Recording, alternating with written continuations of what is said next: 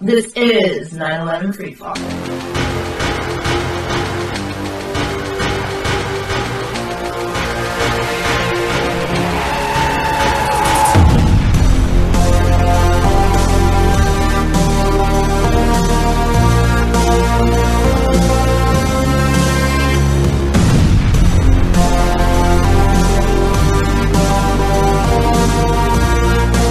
Good evening, ladies and gentlemen. Welcome to another episode of 9/11 Freefall. My name is Andy Steele. I am the host of this show. Tonight I'll be joined by Ted Walter. He's the Director of Strategy and Development here at AE 9/11 Truth. And we're going to be talking about the latest exciting news revolving around our mission. This is the coming out of a former employee at NIST, criticizing the official reports, agreeing that it needs to be reinvestigated, saying that they came up with a predetermined conclusion. So I'll be playing that later. We're going to be talking in more detail about that when I play the interview with Ted. But there's an article here at AE 9/11 Truth that opens the door for us on this discussion. It says, former NIST employee speaks out with LTE and Europhysics news. Begins 2 days ago. Europhysics News released its first issue since the publication 15 years later on the physics of high-rise building collapses. That's the article co-authored by Ted and by other prominent people here in the 9/11 Truth movement, and Stephen Jones included among them. The article goes on, which has now been viewed nearly 350,000 times since its release, and which can even cause the magazine's server to break down at one point. Lo and behold, on page 43 is a startling and extraordinary letter to the editor by a former employee of the National Institute of Standards and Technology.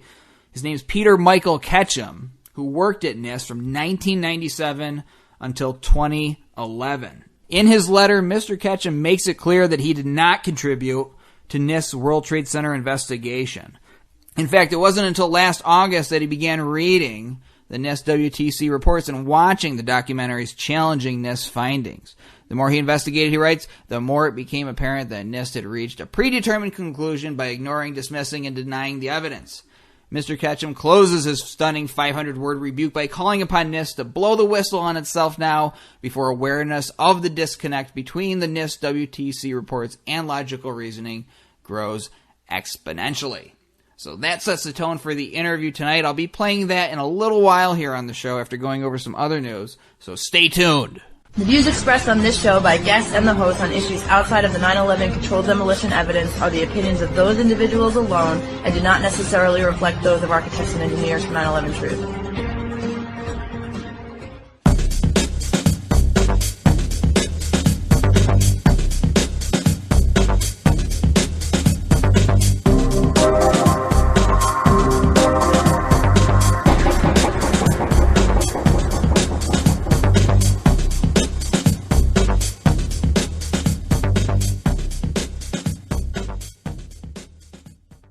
All right, folks, welcome back to the show. Like I said, I'm going to be playing that interview with Ted Walter tonight. I want to give you a little bit of a warning on the interview. It happened to me again. I've got this issue with my software.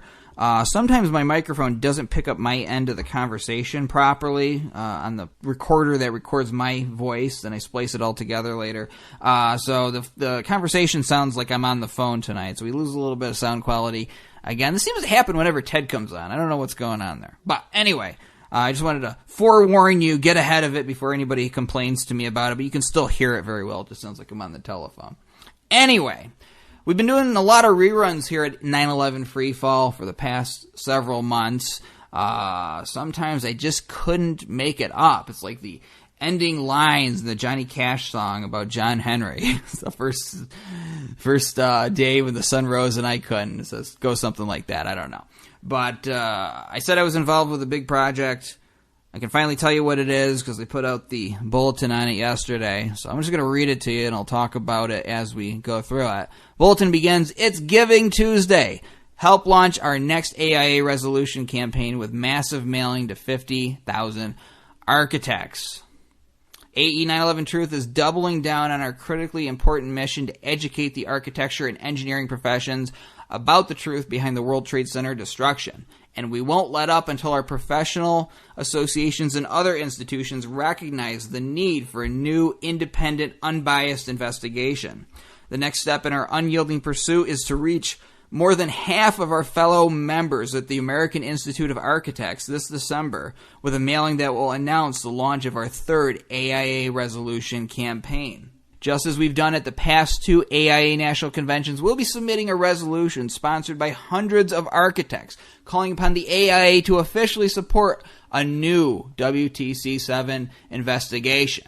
And we invite you to view our impressive mail piece, which will soon be on the desks of 50,000 AIA members. And folks, it highlights here in this bulletin, and I'll say it right now, it's unprecedented in the size and scope, this mailing. It is by far our largest mailing ever. And me and a couple of volunteers I've been overseeing have been collecting these names off of the internet. And very laborious work this has been. So some nights I haven't been able to make it to do this show because it's required a lot of research, a lot of digging through directories, but we did it. The AIA won't properly educate its membership about World Trade Center 7 resolution, so we're going to do it for them. So I just want to apologize for all of the reruns that we've had, but we've been a little bit busy, and hopefully this will reach a lot of people. Well, it will reach a lot of people, we know. And this will educate them. Now, part of this, too, because it is over half the members of the AIA, as this bulletin points out, and we're going to make it extra easy for the people who get this to put their names as sponsors of the resolution. All right, there's going to be an enclosed prepaid business reply card that they can just fill out and send it back to us in the mail and add their name to the resolution. Now, here's what's really exciting about this year's upcoming AIA resolution. We've already got plenty more co-sponsors than we had last year. I think it's like 175 right now, Ted says later in tonight's interview. Now, think about the momentum of this. Think about where we are at and how this is moving forward. I mean, we start off the first year, I think it had like 50 co-sponsors and only got like a few percentage points of the vote. And then the next year, we almost double that, and it goes up to 11%. Now, there may be some kind of mathematical algorithm to calculate, how we're moving forward and where we can expect to be. But I don't care. I want us to pass it this year. I just know that those are good numbers. That is on the positive side of things. And I have no doubt as we educate more people and we reach 50,000, it's over half the members of the AIA. As we educate them about this, more people are going to come on board. More people are going to put their name to the evidence, put their John Hancock to the resolution, or to just agreeing with us in general conversation for the need to be investigated again. When you put it that way, when you lay it out to the naysayers in this particular argument, most of them will agree it should be rerun. The analysis should be rerun again. That's all we're asking for. So I'm very proud of this. It's been a very, very long, hard work, and I'm very proud of my volunteers who helped out with this. Maybe we'll get them here on the show, talk about some of the work that they did.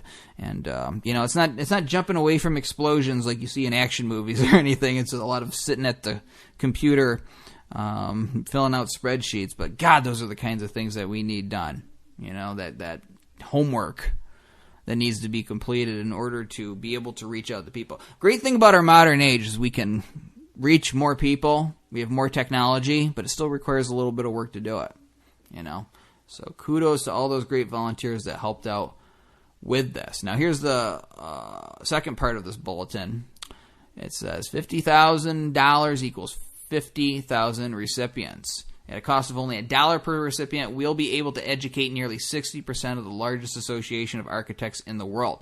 With this mailer, gone are the days when only a small minority of the AIA membership know about WTC7 or the work of AE 9/11 Truth. So you can support this unprecedented opportunity by making a modest donation, knowing that you'll be informing one architect with every dollar that you give. All right, so they'll send you a souvenir copy of this mailer too. Now I'm clicking on the bulletin link, or I'm trying to here. There it is. And it's coming up for me. And, folks, you're getting a moment here because I haven't even looked at this yet.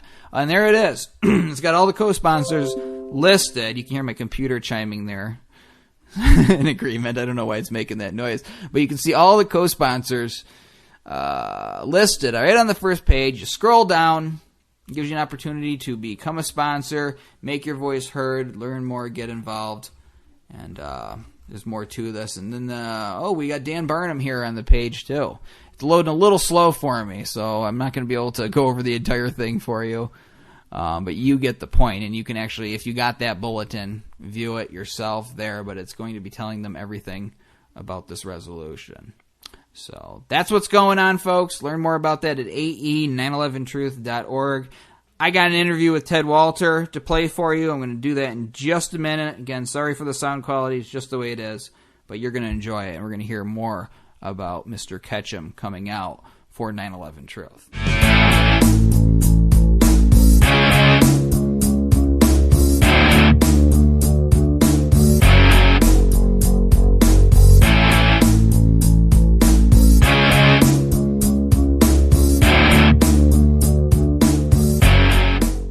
All right, I am joined again today by Ted Walter. He's the Director of Strategy and Development here at AE 9/11 Truth. In my opinion, one of the mostly unsung heroes of the 9/11 Truth movement, doing a lot of things behind the scenes over the years to bring the issue to the eyes and ears of the general public and push it with those forces in our society that have the most sway and the ability to do something with it.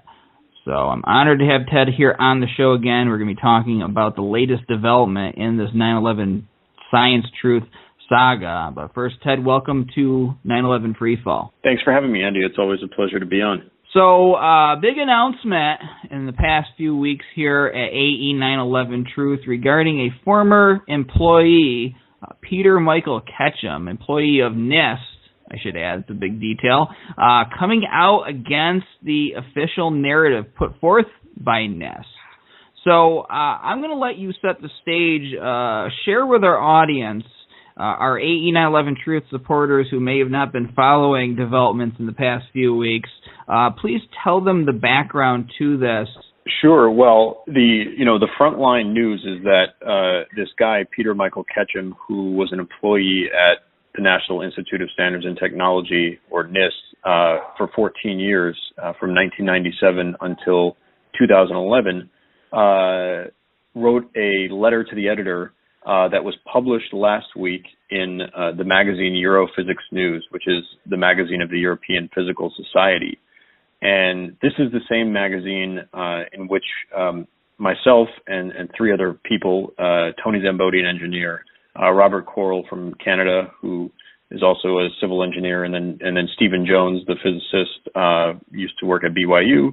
We published an article together in Europhysics News earlier this year that came out in August, and that article ended up being read very widely. At this point, it has over 350,000 downloads on the website.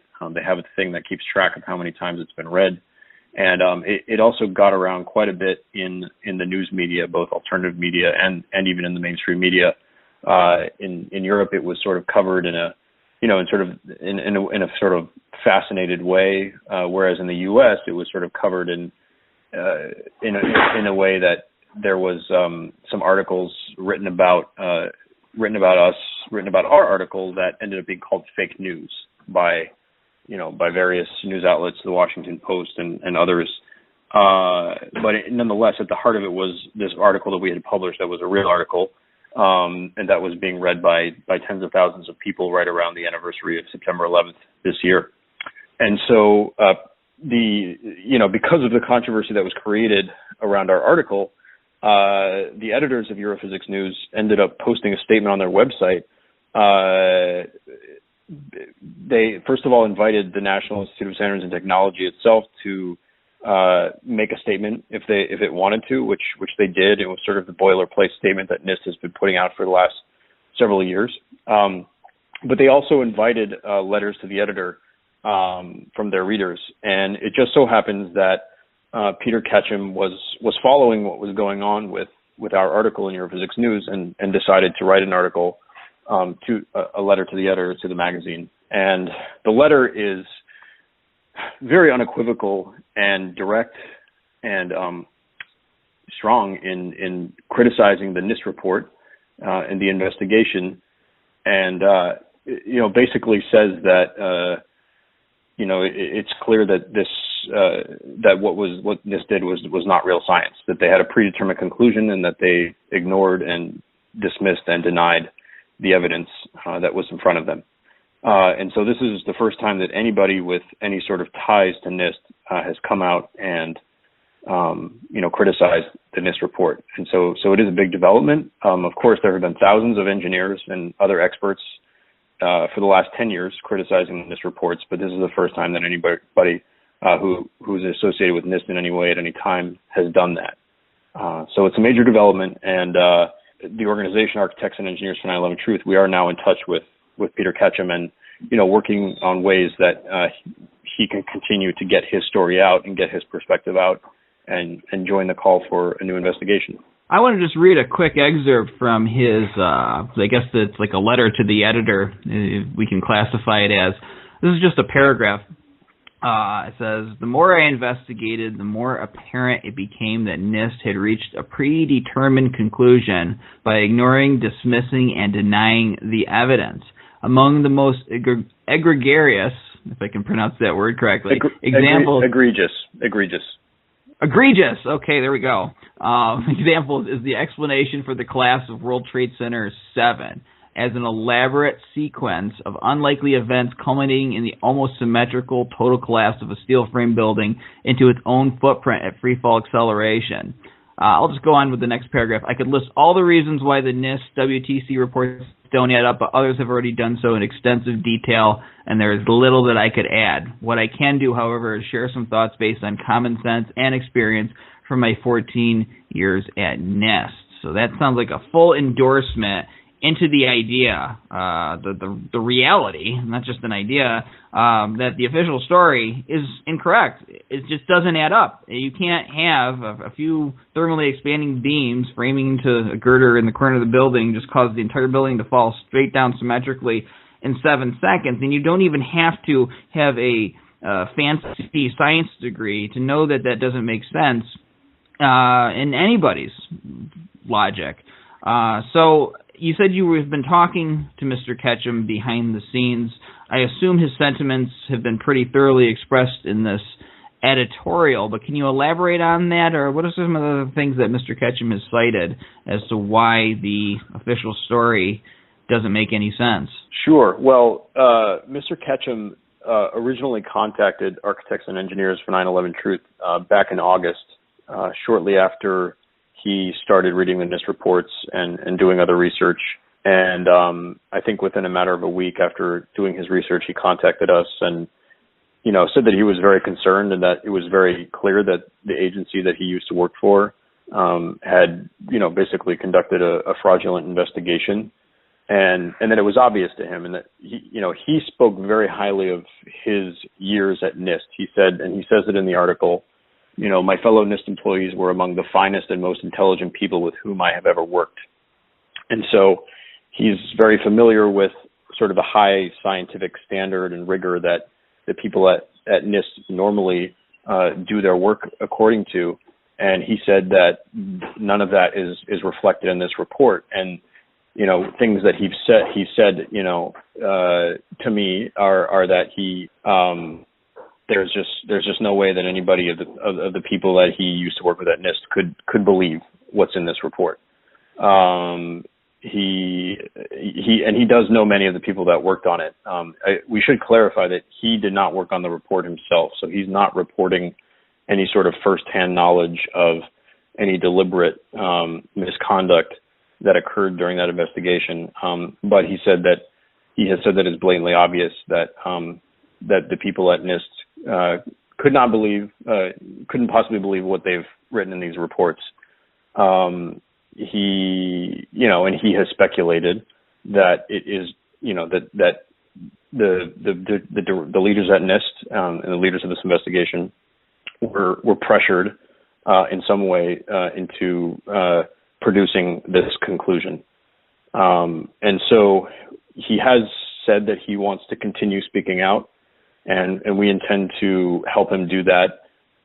We last week, when this news broke that this letter had been published, we contacted him, and he agreed to do a video interview with us in the coming weeks, and tell his story more fully than the 500-word letter to the editor could allow.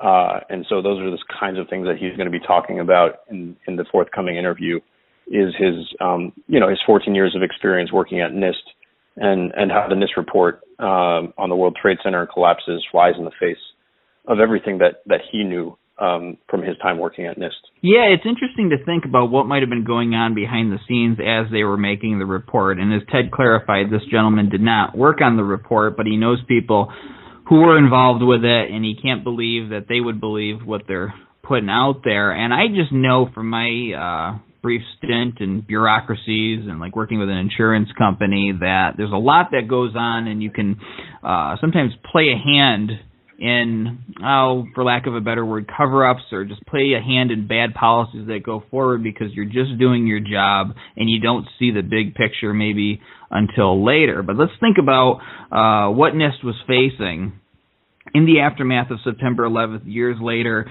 coming up with an official report. Basically, the implications that the evidence leads you to, with the pre-planted explosives inside the towers and World Trade Center 7, blows the whole thing out of the water. It changes the entire official story and then justifies looking into all sorts of other issues related to 9/11. So there's a lot of weight attached to the issue. So understandably, just from the position of bureaucrats, they need to somehow justify coming up with an explanation that nothing other than the jet plane impacts and the fires caused these buildings to come down. I'm not saying it's right, but from the bureaucrats' point of view, this is the conclusion they have to come to. Otherwise, there's going to be a lot of trouble. So this is what they chose to do. So it's just interesting to speculate on what might have been going on, conversations between people, and how they went through certain hurdles that they did to justify these findings. As we know, having to essentially, this is fudge the computer models, I believe, had to have happened, and that's why they won't release it, and only go through certain realms of study, such as not looking into the evidence of explosives, not looking for them just to rule them out, because it's something you would have thought they would have done anyway. I don't want to give too much of a preview of this interview that he's going to do, but this is something that he's going to have to speak for himself. What are some of the ways, though, that our audience can help out in terms of getting this message out there moving forward? Because you don't see the corporate media reporting on it. You don't see this big bombshell being put on the front page of the New York Times. So what can the audience do to spread awareness? Yeah, so last week when the letter was first published, we put out a bulletin announcing the news, and we announced that we were raising money to sort of a rapid reaction publicity effort. One of the things being to make produce this interview that we've been discussing, and then also to pay for the distribution of a press release and a few other things. We've raised about $4,000 of the $5,000 for that, of the budget for that project. So if anybody's listening now, it's by no means at all too late to contribute and help us shoot this interview. Very, very high quality production, going to be done in New York City. And he's actually going to be interviewed by someone else very special that we don't want to say right now. We're going to let that be a surprise when the interview is released in a few weeks' time. So people can help out in that way. If you go to our website, or if you're somebody that follows our work, we did send out a bulletin a couple of days ago with the press release that we put out about Mr. Ketchum's coming forward and speaking out. And so people can take that press release and send, share it far and wide, send it to any journalists, any reporters that help get the word out in that way. It's a very effective way of sharing the information, the most clear, clean, concise information of what the story is about. So.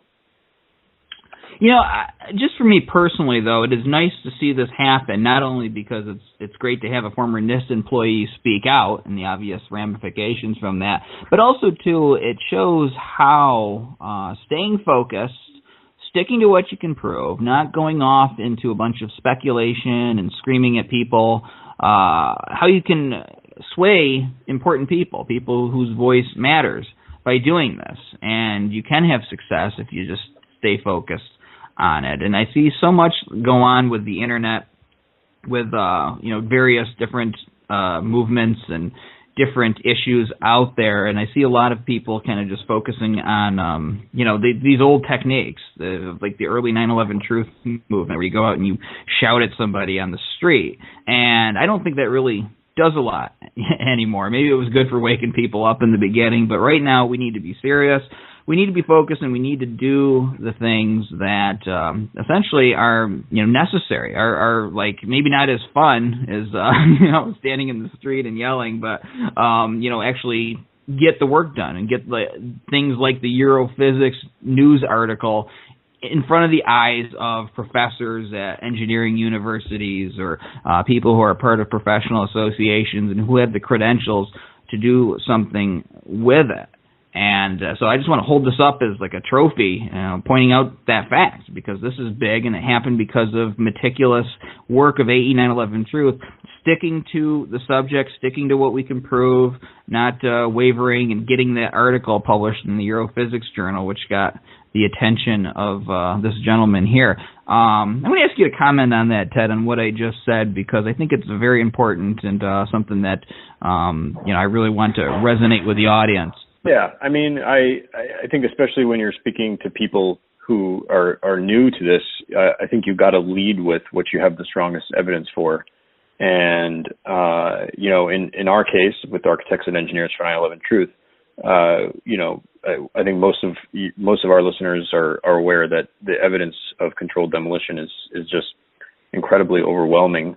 And, if you bring that and you speak clearly to any person who's, somewhat open-minded at least, they should start to see what's going on. You'll get a lot of people who start inventing on their own just crazy explanations for how things might be able to happen. Last year I remember speaking to an architect who talked about how the heat, the molten metal was caused by pressure, by the steel being somehow compressed by the weight of the debris pile. And that's any person who's an architect, and he's not a scientist, but he's got to realize if he was thinking rationally, he wouldn't be coming up with explanations like that to explain what can only be explained by what we've posited is thermite or nanothermite. So, but by and large, if you stick to the evidence, you're going to get pretty far with people who are somewhat open-minded, and that's just essential to seeming credible. And when there is always, people are always going to ask who did it, and there's some decent evidence to point to who might have been involved in this event. But you always, when you go into speculation, the best practice is to say, okay, I'm going to speculate now, but based on this and this and this, what we know points to this person or to that thing happening. But always leading with the evidence that we know, that we feel very strong about is the way to go. Yeah, I know what you're talking about. When I was at the AIA convention last year, I had somebody, an architect, try to tell me that it was seismic activity that brought World Trade Center 7 down. So if you think about that, he's essentially saying, because it's long after the towers came down, he's essentially saying that an earthquake simultaneously struck New York on the day of 9/11. Now that would be some pretty bad luck. And I don't remember hearing any reports of earthquakes happening that day. So you see this, though. Even professional people will jump through all of these hoops to try to come up with some kind of explanation and write it off without having to actually face the facts. I remember when I first started waking up to this, there was this guy I used to debate about all these different points in 9/11, not just related to the buildings, but other aspects. And he would, be able to come back with some, good points or things for me to think about. But whenever it was Building 7, he would just say, well, that's probably just something we don't need to know about. Well, no, you don't get to do that. And that's what makes me know that this is for real. I mean, other than just my own eyes and common sense telling me that fire didn't do that to those buildings and all the scientific evidence laid out in Beyond Misinformation, just knowing how professional people get tripped up when it comes to this tells me that this hasn't been fully explained, that really the explanation that we've been giving is the accurate one because it's the one they don't want to face. Do you feel, though, that there's like a shift? I mean, we talk about this all the time on the show, and in the beginning it was hard to get people to even look at this, to even want to entertain the idea that there's anything more to the 9/11 destruction of the buildings in New York than what they were told. Do you feel that that's shifting in the professional community now? Do you feel that we're at least getting people more and more to take a look at it and consider it with a more rational and skeptical eye? Yeah, I think we're seeing that in the professional community as well as the general public, that people, as time goes on, people become more open-minded. Maybe people are more and more dissatisfied with how things in general are going with the world, with the country, and or maybe it's just that the event gets further away, and so people are less affected by it, less traumatized. We unfortunately have sort of ambiguous effects. On the one hand, as we get further away from it, people are more open-minded. At the same time, the further away we get from it, the more, some people might start to feel like, oh, well, it's so long ago, can we really go back and investigate it, or shouldn't we just move on, or that's just history now? So we have things, as far as the passage of time, we have things working in our favor, and we have, things working against us, and that's why, I think really right now it's becoming more and more urgent that we start seeing some serious results and progress in the near future. And I guess I call that, say, within the next 5 years, we need to see a lot of progress in order for this to be fully revealed and for this to not become, another JFK, so to speak. So yeah, but we see it. And, this last year at the AIA National Convention, that's the American Institute of Architects, was probably, we probably got the most petitions signed ever. We probably had the most people coming up to us and saying, yeah, I've heard about you guys, or yeah, I received Beyond Misinformation in the mail, or I received Beyond Misinformation, in the email, or I've seen experts speak out. And, so the work that Architects and Engineers for 9/11 Truth is doing, but also just the larger 9/11 Truth movement and people talking about it is, things really are changing. And, Peter Ketchum, for example, he started looking into it because he had a friend during the summer who mentioned it to him, who said, hey, have you heard about this before? And he hadn't. He worked at NIST for 14 years, and the entire time that the World Trade Center investigation was going on, he was at NIST, and, he had never thought about, and this goes to some of the things that he's going to talk about in his interview, but, whereas with a lot of the research that's done at NIST, the different departments will often hold these events where they'll share their findings with, internally within the agency with the other departments, and people are usually very eager to share their research. With the World Trade Center investigation, that wasn't the case at all. There was never internal presentations, and just, it was sort of like a vacuum, and he said it always kind of puzzled him that this was like the highest profile project that had ever been done at NIST, and yet there was never any, internal briefings or presentations on the work that was being done. And I think that's why he thinks, to a large degree, why he really didn't think about it and hadn't questioned the investigation as it was being done. But here we have a former NIST employee who now, 15 years later, started looking at it for the first time and has now decided to speak out. And so I think we'll be seeing that more and more in the coming years, and we have to do our best to capitalize on people's increasing open-mindedness. Yeah, and one of the things I don't want to happen is I don't want this to just pass on throughout the years, and then someday when we're old and gray, they just casually mention that, yeah, it looks like it was likely a controlled demolition, like with the explosion of the Maine, when they say, oh, it looks like the the Spanish didn't attack it, or that they didn't set the bombs. It looked like it might have been an internal failure or some kind of I forgot what the official explanation of the Maine is now, the state of it. I think they said it was like a boiler or something, and the ship blew it up by accident. But they admit this years later, and it's like kind of this footnote. And then the people who are learning this and watching the news and care and have the energy to do something with it or make some changes in society as a result of it, they weren't alive at that time, and they don't do anything with it. They don't seem to care. The only people that care are the people that were there, and by that time, time's passed, and they've moved on to a certain extent. I don't want that to happen with September 11th, and September 11th is such a huge issue with so much weight attached to it. I think that a revelation that it was a controlled demolition now would still be shocking enough to be huge news. So I'm glad that people are feeling more free to speak out now, to come out and be courageous, to put their name to it, because it requires less courage now, I think, in our modern day, to be able to say, hey, you know what, it should be investigated again. And that's really the angle to take, that I think anybody who's intellectually honest with themselves would agree to, that there's so many questions, so many things were not done in the official investigation, so many things were omitted, overlooked. You should just be able to do it again, because at the very least, 9/11 represents a failure by the government to do its most important responsibility. We deserve to have every one of our reasonable questions answered, and the questions that we have brought to NIST are reasonable. Now, I don't know if Mr. Ketchum has talked with you about this at all, but obviously coming out and speaking as a former employee of NIST against the official reports, you begin to wonder, is he getting any kind of flack for doing it? Has he mentioned any kind of heat he's faced as a result of coming out in the way that he did?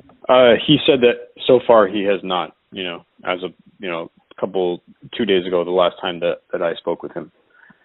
So, I think that the tactic that NIST tends to, lean towards is to just ignore stuff, like NIST right now, and I think as far, unless Peter Ketchum really does start to be paid attention to by the mainstream media, NIST will ignore him and the media will ignore him, and that's the easiest way for them to deal with cracks in the dam like this, is just to ignore them. Well, I'll tell you what, a lot of people are ignoring mainstream media now and just how irrelevant the corporate media has gotten. I don't even call it mainstream media. I only call it that to identify it as what we're up against. But really, the new media, it's what's taking over. I'm going to get your comment on this, because there's all this talk about fake news and how it's influencing our society too much right now in the corporate media. And in fact, I'm looking at an article by the New York Times, or published by the New York Times. I don't have the person's name in front of me at the moment who wrote it, but it's essentially complaining about the fact that the internet has lots of stories out there, and there's some garbage out there on the internet, no doubt, but there's a lot of good stuff too that comes out, and they're upset about this. And I'm wondering, do you see this as influencing what we do in any way? Because now it seems like with this witch hunt against quote-unquote fake news, that they can just try to dismiss any kind of questioning of official stories, any kind of opposition to the propaganda we're given in the newspapers and TV. Just classify that as fake news, and then you see stuff about Google and Facebook cracking down on it. Do you think that's going to have any influence on the 9/11 Truth movement? Well, I think so. I think that's very possible. I think that we will see the idea of fake news be exploited to more and more. It's not going to happen in one fell swoop, but we'll see that the idea of fake news, anything that's in any way seriously different or critical of any sort of official narrative, is going to start to be labeled as fake news. We were caught in the eye of this storm, 3 months ago with the Europhysics news article. There was a British tabloid that did an article about our article in Europhysics News, and that started getting passed around on Facebook a lot, to the point that it was on the top of Facebook's trending news stories, and people in the U.S. media started seeing that and started, criticize Facebook for sort of, automating their, what gets posted as trending news and saying, oh my God, Facebook's posting this fake news article. Well, the British tabloid article, in essence, there was nothing fake about it. They were reporting on the fact that our article was published in the magazine of the European Physical Society. It was not good reporting. There were some errors in that article. It did sensationalize it to some extent, but the bottom line is that it wasn't fake news. And the Washington Post, the Guardian, and other news outlets labeled it as fake news. So right there, we have a prime example. So as we start to have more breakthroughs, and they're happening all the time more and more, when they are reported on, they're going to tend to be more independent and, unfortunately, more tabloid news outlets that are going to be reporting on our breakthroughs. It often does. There is a risk that often it will be portrayed as fake news. So it is something to look out for and to push back against. There's a lot of stuff that's very questionable in terms of its factual accuracy that's printed and featured in the mainstream news media.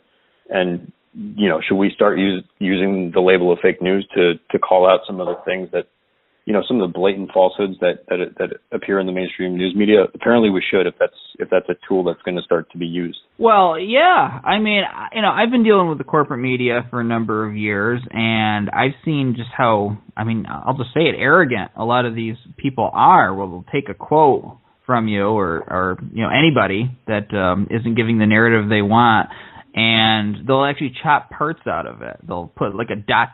in the middle to try to take the effect out of the quote. We saw during the C-SPAN campaign attempts to try to shut down questions about World Trade Center 7. I remember Josh Rogan telling me when I called in it's a mystery of history, and I urge you to study it yourself, to look into it yourself. Well, I'm not the guy working for a newspaper here. And what gets me about the corporate media is how in lockstep it seems. Like this meme about fake news is being trumpeted from every single source. And if the corporate media really was independent and free-thinking, it would look more like what you see on the internet, where you have people just talking about whatever is interesting to them. This one guy's talking about, healthcare. This other guy's talking about monetary issues. We're talking about 9/11. There's so much of it out there that if you want to hear about a particular topic, you can find it. And yeah, like I said, there's people putting out some garbage on the internet, but the general public has enough discernment to be able to know what's good and what's bad. And I think this is a threat to them. And what I think this whole fake news cry right now is the corporate media is in the bunker. They are in the bunker. They are losing. We're seeing it reflected in so many different ways in our society, and I really believe that 9/11 Truth is going to benefit from this too. I do believe we will have a full acknowledgement of this at one point, and then what happens after that, I don't know, and I don't really care. My job is just to get the investigation and get this exposed. But I see them as desperate. I think this is a good thing that they're freaking out. Now, we may get some pain moving forward, and we may see some censorship on certain outlets that we're used to using, like Facebook and Google. But ultimately, the truth will win out because people are seeing through this. I think they just don't know what to do about it. But people are actually getting more active, too, in different spheres of public policy and other issues. And I see them just doing that with 9/11 Truth, too, even as more revelations come out, more people come and speak out, like Mr. Ketchum there. And this is all very good, and we're going to keep on pushing forward with that. If you have any comments about that, what I just said, Ted, please elaborate on that, but also, too, what can we look forward to coming up here in the following couple of months from 9/11 Truth? Yeah, well, this is an exciting time because we just launched our our next AIA resolution campaign. For those that are not familiar with what we've been doing the last couple of years, is our main mode of outreach with the American Institute of Architects to wake up the architects there has been to submit this resolution that is voted on each year at the annual convention which the resolution calls upon the organization, the Institute, to officially support a new investigation by adopting a position statement that says that they support a new investigation. And so the delegates representing the various chapters throughout the country, the chapters of the AIA vote on it. And the first year we started out, we won only 4% of the vote. And this last year we increased our share of the vote to 11%, so almost tripling it. And I think once you get into that realm, like double digits, like that's, the people that are voting there at the AIA, they're not just voting on, do we think that Building 7 was a controlled demolition or not, or do we think it should be investigated or not? They're voting on whether or not to put the name of their institute on the line and say, we as an organization support a new investigation. And that's a big statement to take for an organization like the AIA. So the fact that more than 10% of the membership of the AIA think that the AIA should do that in itself already is saying a lot. And we think that we're just going to be building from here. And so, we're shooting for 20, 30, maybe even more of the vote at the next convention, which is coming up in April. And so to really kick off our campaign, we, for the first time ever, are going to be doing a massive mailing to 50,000 members of the AIA, which is almost 60% of their membership. There's around 85,000 members. And we, as an organization, have compiled the mailing addresses of all those architects across the country. And that, as you know, Andy, that was your work over the last couple of months. So thank you so much for the incredible amount of effort that took. And so, yeah, we started our fundraising drive for this mailer yesterday. We're going to be able to reach 50,000 architects for basically a dollar per recipient. And this mailer actually, it introduces the resolution to all these architects who have never heard of us, never heard of Building 7. Suddenly we're going to have a majority of the AIA members being aware of Building 7 and being aware of Architects and Engineers for 9/11 Truth. And the resolution itself, which that's the main content of what's in this mail piece, actually outlines all of the most important evidence related to Building 7. And there's no way that any reasonable person can read the language of this resolution and not come away essentially either convinced or very concerned about the possibility that this building was actually demolished. The evidence that's outlined in the resolution is just so strong, and that's why we saw the increase in the vote share last year, because a lot of the delegates voting on it, all they had to do was read the resolution, and their mind, their mind would be changed. So that's what we're sending out to 50,000 architects, and people can help by if you donate $25, which for some people is a lot, but for most people is manageable. You also get a copy of this mailer in the mail, so that you can see firsthand the literature that you're helping to put in the hands of dozens of architects with your donation. So if you go to the website right now, ae911truth.org, you can see that campaign. We already have 175 AIA members sponsoring the resolution. We only need 50 to get the resolution submitted, but we already have 175, and we're hoping to double or triple that number in the next couple months.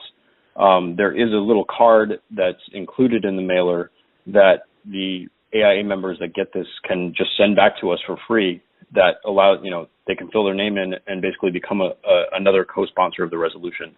And so that's how we hope that we'll be, dramatically increasing the number of sponsors before we submit the resolution next spring. So that's one thing. We also, the work of Dr. Leroy Halsey at the University of Alaska Fairbanks is sort of in the home stretch, as many people may know, but some of you may not. Dr. Halsey, he's the chair of the Civil and Environmental Engineering Department at the University of Alaska Fairbanks. And for the last year and a half, he has been doing a computer modeling study of Building 7's collapse, meaning that he is using the construction drawings and various information about the building, how it was built, what was inside of it, to model the building in some very sophisticated computer programs that allow him to subject the building to various conditions and see how the building would respond to those conditions. So primarily we're looking at fire. Is there any way that fire can cause, a 47-story building, World Trade Center Building 7, to fail, or for any of these minimal, these structural failures that allegedly occurred in Building 7 that led to its total collapse in 7 seconds, do we see any of that happen when we subject the structure to very hot fires? And so far, based on 18 months of his research, the answer is absolutely not. He's found no way that fires cause any sort of weakening or displacement of any members that could lead to the total failure of the building, as we saw on 9/11. And so we have basically about 5 or 6 months left to go in that study, and then Dr. Halsey is going to be releasing his findings and trying to publish, submit papers to journals, engineering journals across the country and maybe throughout the world to get his findings published and to essentially wake up the engineering community about what happened to Building 7 on 9/11.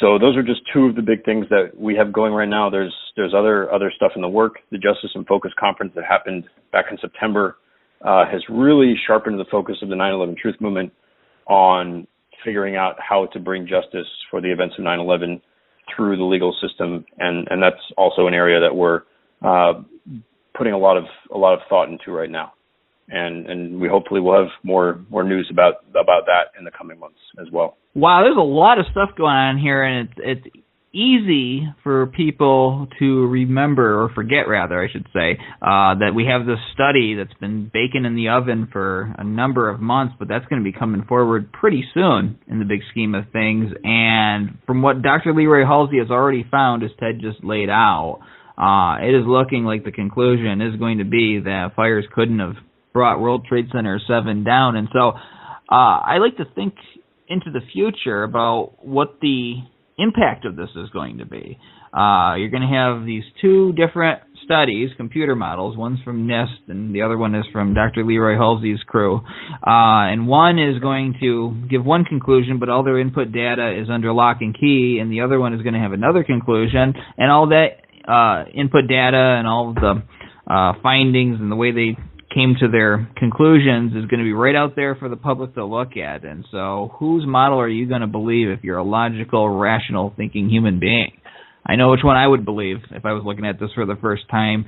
I know it's speculating a little. Nobody has a crystal ball here, Ted, but I mean, what kind of impact do you think this is going to have once those studies come out and it confirms what 9/11 Truth has been saying for years? Well, I think that remains to be seen. There is a potential for a huge impact. But we have to do our work the best that we can to get the word out and to help Dr. Halsey, whether it's getting him to conferences across the country or maybe even funding additional research, press releases, the activists in the 9/11 Truth Movement spreading the word about his research. The study won't just light the world on fire by itself. We have to do a lot of work to make sure, to do our best to see that it gets out. That being said, it changes the dynamics of the game a lot to have a fully developed computer model that is returning the results that Building 7 could not have collapsed due to fire.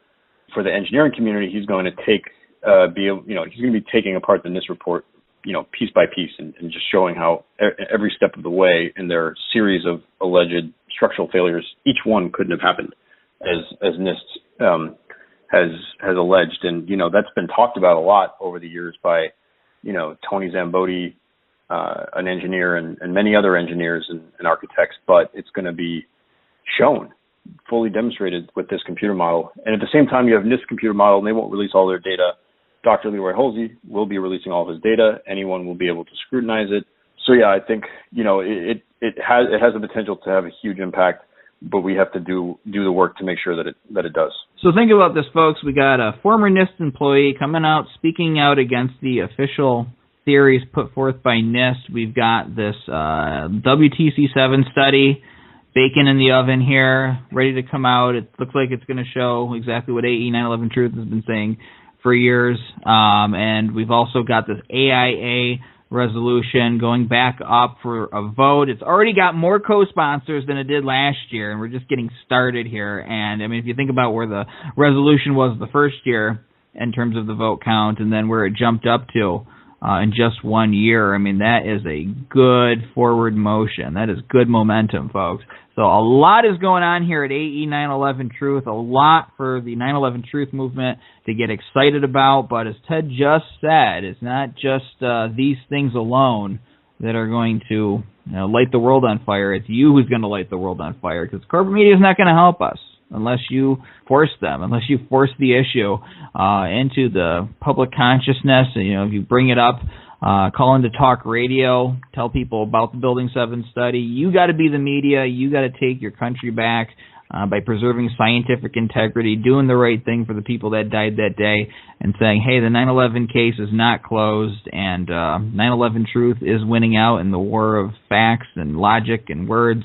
And we need to have a full acknowledgement of this, because it's the right thing to do. And I know that once we get this monkey off our back here as a country, we can face the future with big, bright eyes and expect good things to come from it. Nothing's ever going to be perfect in this world, but man, we can make things a lot better by staring ourselves in the face and acknowledging what our common sense and what science has told us. And Ted, I want to thank you for all the great work you're doing here today. I love having you on, and every time you come on, it's always to talk about some good news that's happening. It's like you're Santa Claus and 9/11 Truth or something. So good luck, and keep moving forward. By the way, I would love to read the last paragraph of Mr. Ketchum's letter to the editor, because it talks exactly about what we're talking about. So absolutely, go ahead. Awareness is growing of the disconnect between the NIST World Trade Center reports and logical reasoning. The level of interest in 15 years later, that's the article in Neurophysics News that we published, is a good example. Due to the nature of communication in today's world, that awareness may increase approximately exponentially. Why not NIST blow the whistle on itself now while there is still time? Truth is where our healing lies. Those are words to end it on. Ted, again, you've been doing a great job here. Thank you for coming on 9/11 Free Fall, and good luck moving forward. Thank you, Andy. This program's on every Thursday night on No Lies Radio at 10 o'clock Eastern, 7 o'clock Pacific. You can also keep track of the archives by going to 911freefall.com. This is Andy Steele. Saying have a great week, and good luck.